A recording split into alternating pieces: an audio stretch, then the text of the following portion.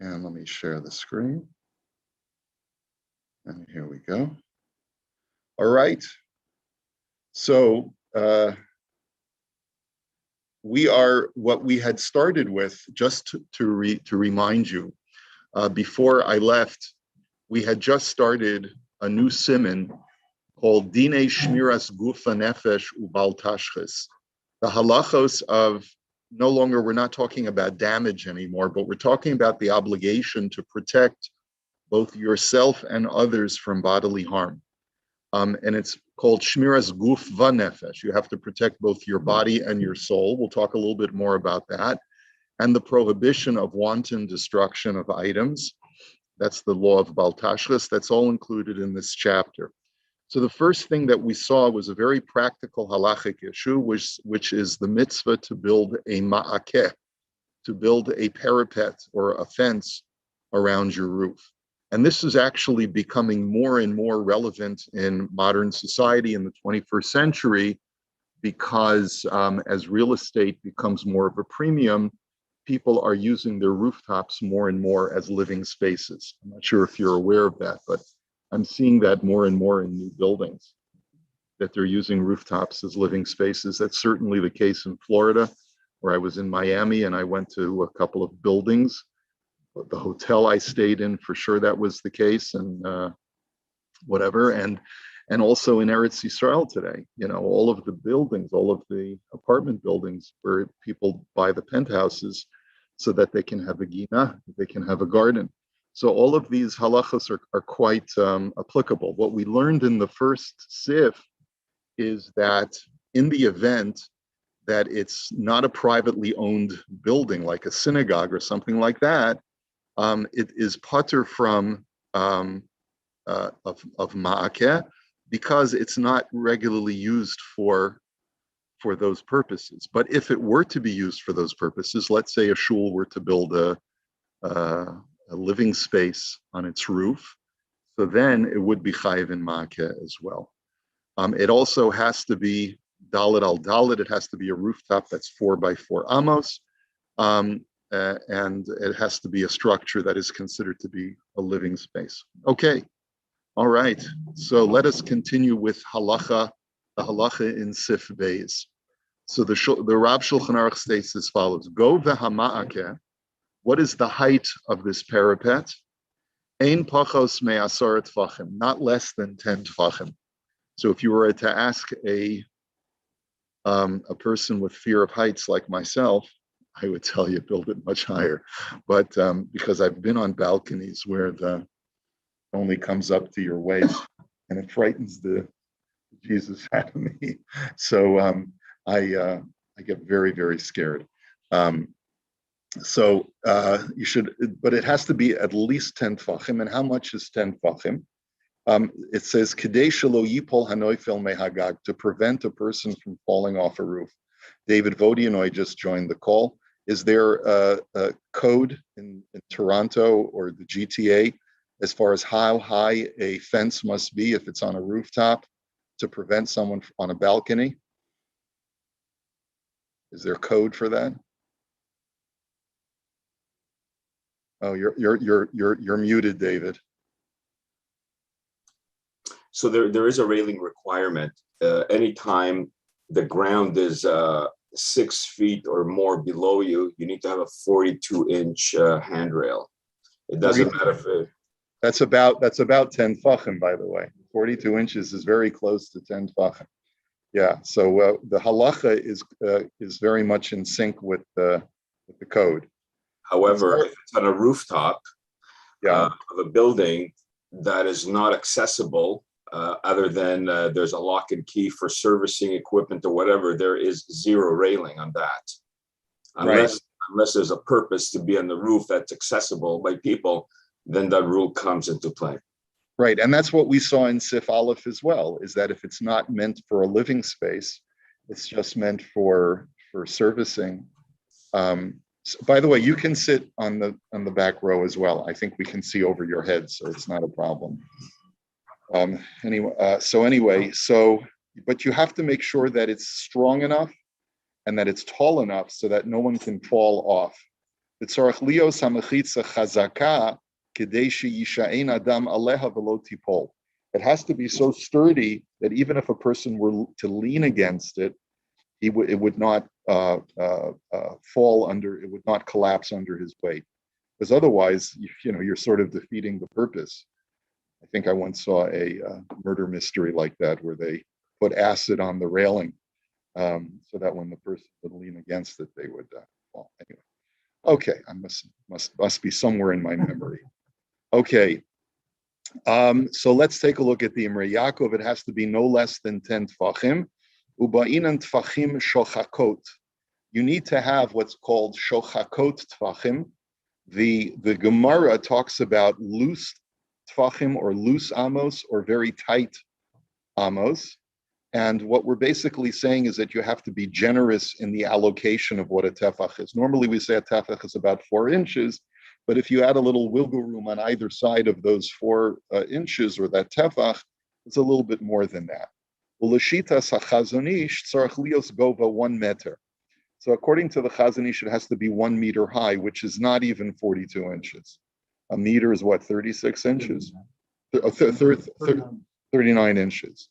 Well, lefi hagrach noah shiuro 81.66 centimeters, which is even less than that.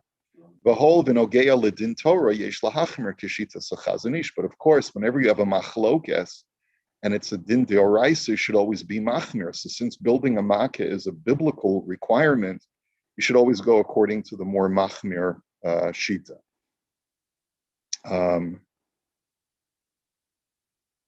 Okay.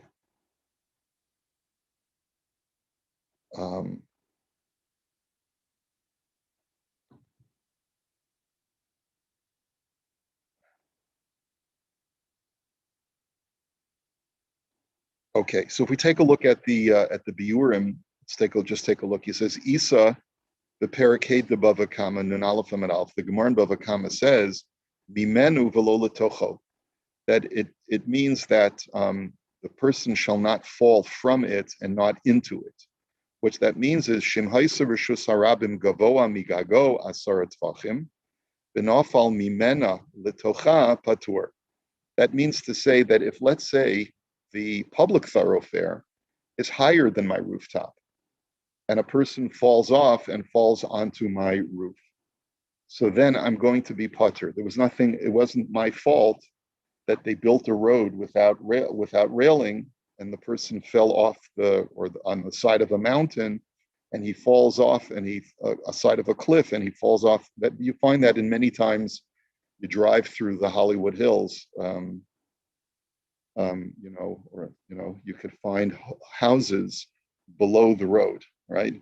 So Shenamar mimenu v'lo l'tocho v'hetiko harambam v'shulchan aruch siman tav chav zayin sif dalid, and so this is codified in Shulchan Aruch. V'hiksha hasma sivka imches v'zelashono.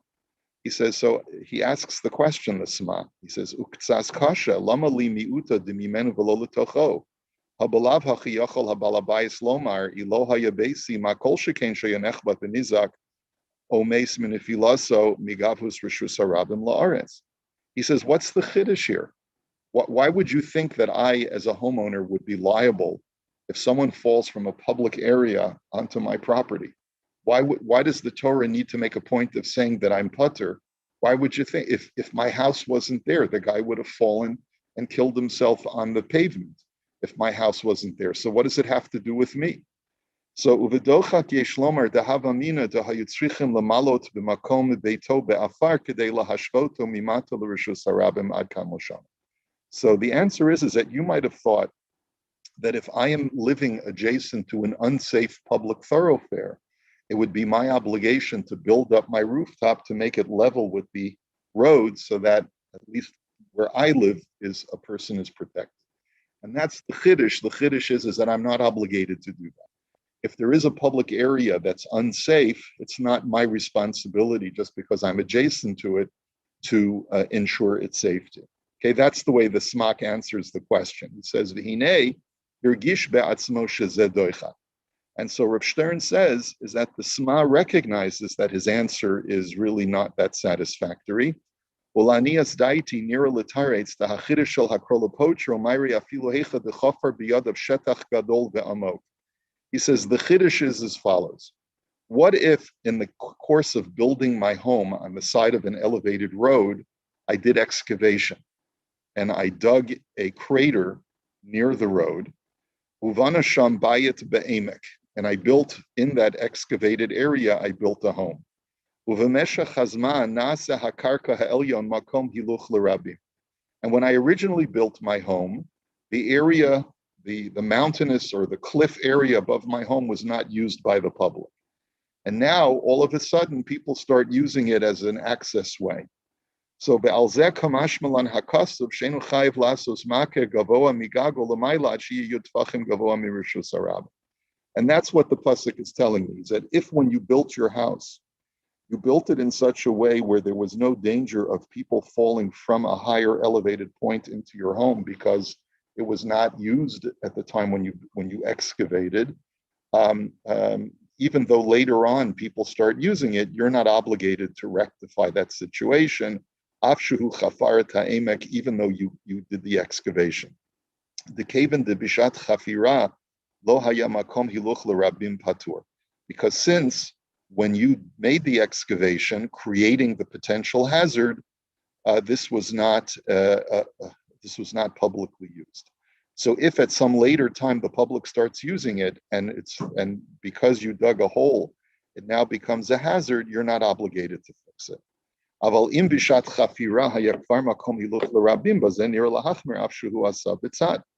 But let's say there is a cliff, and people were walking on the side of by the cliff, and it was where you build your house, you start digging, you excavate an area, and through that excavation, you end up creating the possibility that if someone were to fall off the side, they would fall very hard.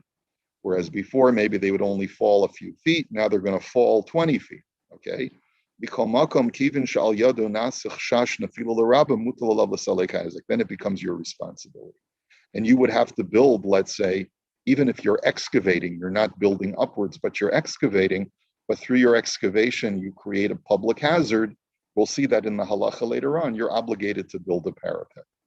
Okay, so there's two answers as to why the Gemara has to exclude this case of someone falling onto your roof from a higher elevated place.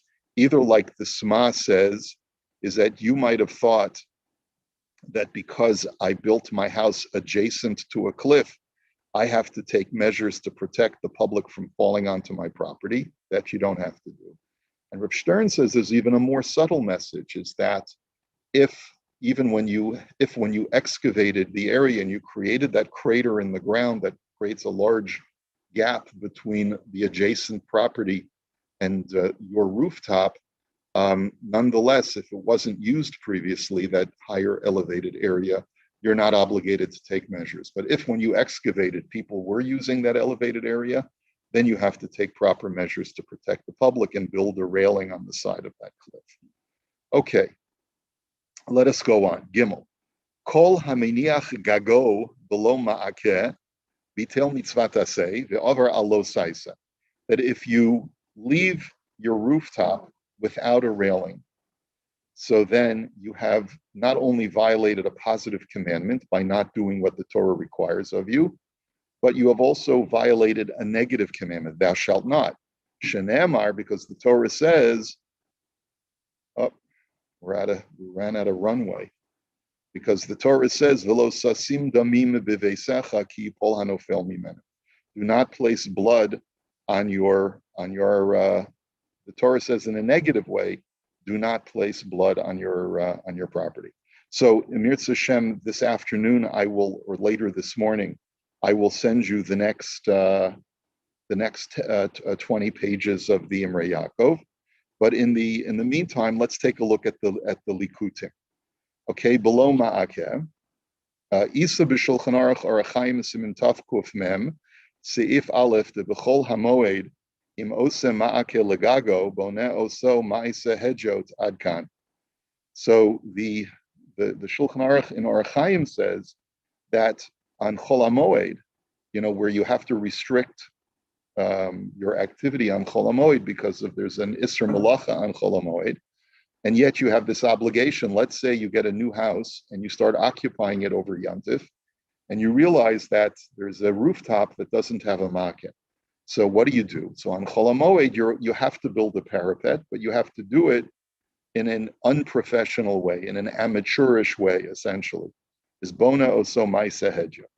Because of Sham Habir Halacha v'Zelashano, Ayin b'chidushe haritva shekasav de masnisin mayri begag v'lo regidli lahaloch bo she'enu chayv b'makeh ela shehu ba'atzma rotza la'asos mishum shmira. He says the Bir Halacha in the Mishnah Berurah says that halacha is only addressing a case where your rooftop is not normally used for occupancy. In other words, you have a flat roof, but it's normally only used for the AC unit. But you want to be extra machmir and you want to build a makeh around it. The imishum mitzvahs makeh loma lo ya'asa kedarko ayin sham. He says because if it's really for occupancy purposes, then even on Chol HaMoed you would be permitted, for the sake of a mitzvah, you're permitted to do construction l'tzarech mitzvah on Chol HaMoed. Aval shari poskim sasmu bazeh v'lo chilku ad kam l'shana. But he says that there are other poskim who disagree with the Ritva that he quoted and don't make this distinction. But the Mishnah Berurah himself seems to say that on Chol HaMoed, if you need to do something in order to protect life, then you don't have to do a shino. You don't have to do it in a different way than you would normally do it. So the mitzvah of makeh would take priority over the restrictions of Chol HaMoed. And then the next part of the Likutim is that if you do not build the makeh, you have refrained or shirked your positive mitzvah obligation. Das HaChazon Ish, the chiyuv makeh hu dafke be'im yesh shimush dira tachtav mamash. So the Chazon Ish has an interesting shita. I think we saw this before I left, is that there's only an obligation of makeh if there's occupancy, if there's utility as a living space in the structure below the roof. Okay, that's when there's an obligation of makeh. L'kain kasav b'likutim simin yudches sifkat vav v'zel lishono v'nira degazus troos shel aliyos einan chayavim b'makeh min hadin kedin gag she'ein tachtav beit dira v'chule. That the Chazon Ish says, he opines that if there is a protrusion that is off of a structure. In other words, let's say they build a protruding platform that goes beyond the building, which is very common. According to the Chazon Ish, Me'ikar Hadin, that does not need a ma'akeh, which is scary to think about, right? So why? Because the Torah only says, Ki sivneh bayis chadash, when you build a new house, then on top of that house's roof, you have to build a makeh. So based on the language of the pasuk, it's only when the roof is mamish on top of a living place. But if it's protruding off of a living place and there's nothing beneath it, then technically it's patur from makeh, which is counterintuitive, because if it's used for a utility, then why shouldn't you have to build a makeh? So, umikol makom efshir de gimel tfachim ba'inan. It could be, says the Chazon Ish, that you would still need 3 tfachim, if not 10 tfachim. He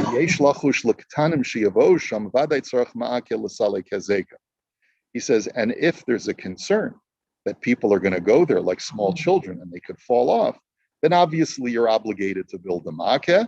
But it doesn't have to be the strict requirement of 10 tfachim. Od kasav sham sifkat and zayin v'zel shano. The Chazon Ish also writes that if you have a multi-story building, you have a ground floor, you have a second story, or multiple stories, the hagag al ha'aliyah, and the roof is on top of the second story, im ein beis dira ba'aliyah nira de pater min hamakeh v'chulei ad kan l'shana. The Chazon Ish says, then even there, you're going to be pater from ma'akeh if the second story is not used for occupancy. Again, counterintuitive, but the Chazon Ish is basing himself off of the verbiage of the psukim that says that specifically the roof has to be on top of a living space. So if the first floor is used for living space, the second floor is used for storage, and then you have a rooftop, technically you don't need a makeh, even if people go up there. Ulam yesh cholkim alav lamaisa. But Rav Stern writes that there are those who disagree with the Chazon Ish. And he quotes the Sefer. There was a whole Sefer called Ve'asisa Ma'akeh, a whole Sefer devoted to the halachas of building a parapet. And there he brings from the Baal Kilas Yaakov, the Steipler Gaon, who says that, and from Rav Vosner, and all of them hold that a mirpeset that protrudes off of a building still requires a ma'akeh me'ikr hadim. A balcony, a mirpeset, right? That's what, right. Sorry, I used the Hebrew term. V'yesh lahachmir bahanal v'lasos mak. And therefore, everyone, it seems, except for the Chazon Ish, is of the opinion that you have to always build a makeh, even off of a protruding balcony. You have to build a makeh. Okay. And he quotes, he says, Umasik sof devarav lahalacha, as he writes in the Makoros, as he writes at the end, Pashut the mirpeset shel dira chayevet b'makeh min haTorah. It's obvious that a mirpeset, a balcony off of an apartment, has to have a makeh. La'anias daiti gam mevarchem aleha ad kama shon. And not only that, but in contradiction to the Chazon Ish, you would have to make a bracha on it as well. Va'ayin od mezuzos beisecha dinei makeh shar hatzion sifkat muhammad. And there's also a sefer called Mezuzos Beisecha that also deals with this issue of building a makeh. Okay, so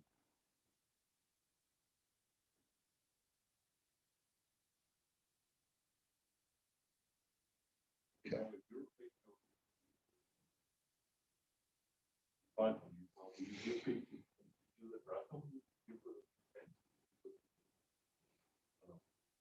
That's an interesting question. When you fix a railing, you have to make a bracha. I don't know.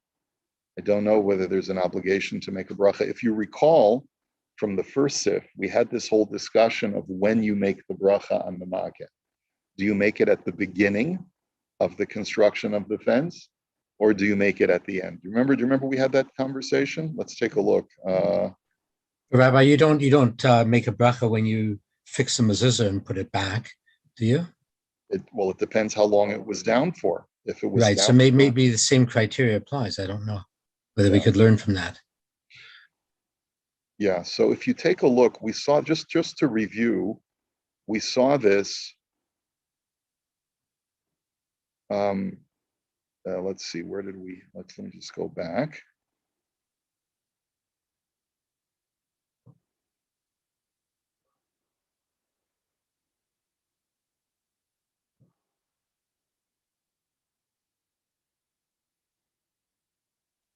Yeah, it's over here. Yesh levarech lifnei haschalas hasiyas hamakeh. You should make a bracha before you begin the building of the makeh. V'yesh mishomer levarech lifnei makosha acharon b'sha'at shesotema pirtza ha'acharona. And some say that you should make a bracha before the last hammer blow of the last part of the railing. Let's say you're building you're not welding, you're building a wooden railing, okay? So the last nail that goes in, right before that last nail is when you've closed off the final breach. That's when you make the bracha, d'lifnei zeh einenu ma'akeh. Because before that, it's not a ma'akeh. And then we had a whole shaila. If you hire someone who's not Jewish to build the makeh, can you make a bracha on it? And he says, yes, you can, because he's acting as your shaliach. And then he brought a yesh cholkim who say that if you build a makeh via a non-Jew, you do not make a bracha on it. And the Minchas Chinuch, that's the way the Minchas Chinuch paskins. Okay. All right. So, Mirz Hashem, let me just see. So tomorrow we'll continue with Sif Gimel. Let's see, let me just see over here. He brings in the in this next piece in the Biurim, Isa b'sifri matamulomer gag prat lekevesh. So the reason why the Torah uses the word roof is to exclude a ramp. What if you have a ramp? Do you need to build a ma'akeh for a ramp? So he says that the Sifri says you're putter. V'huva b'hagos maimini perakid aleph mehilchos rotzeachos beis. Hamalbim sham bi'er tam haptur shel keves. The Malbim explains the reason why a ramp is putter from a ma'akeh. Mishum shaha'adam nishmar ba'aloto olav. Because a person is careful when he goes on a ramp, not to go too close to the edge. V'chein kasav ha'chazonish likutim simin yudches sifkat hey. And that's what the Chazon Ish writes as well. And he writes, Zelishon of the Kevesh Potter min Amake, Kedamar B'Sifri, Beheviu Ba'agos Maimini Afal Gavdev Shalipol min Atzad bin Makam Gavo Yudfachim. He says, even though it's possible that a person could fall off the side of a ramp, nevertheless, Elakevin Diyadala Ba'aloso, but since he's completely aware of when he goes on the ramp, that he has to be careful not to get too close to the edge, Lo Chiyav V'Torah Ela B'Bayit Ad Kam Lashona. The Torah only obligates you when I'm going on top of a living space, because I tend to be more casual. I guess it's more habitual since it's on top of my living space. That's why the Torah specifically requires me to build a ramp, or to build a railing, I should say. Ulefi hanal madregos hamobilos mechatzer la'aliyah. So let's say, what about a staircase? Does a staircase have to have a railing in order to protect someone? Let's say there's a staircase on the side of a structure that goes from the bottom floor to the top.